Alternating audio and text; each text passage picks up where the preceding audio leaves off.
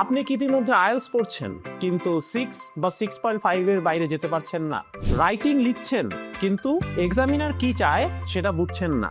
সমস্যা ইংরেজি না, সমস্যা হলো সঠিক ব্যান্ড 7+ স্ট্র্যাটেজি এর অভাব।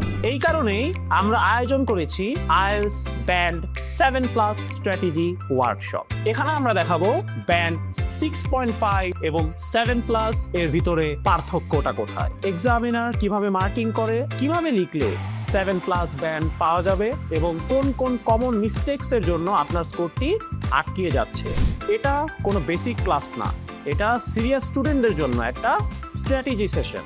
আপনি যদি সত্যি ব্যান্ড 7+ চান এবং একটি স্মার্ট সলিউশন, নট শর্টকাট, তাহলে এই ওয়ার্কশপটি আপনার জন্য।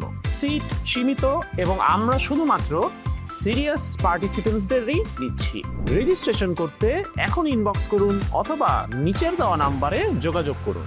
ব্যান্ড 7+ কাকতালীয় না, এটা সঠিক স্ট্র্যাটেজির ফলাফল।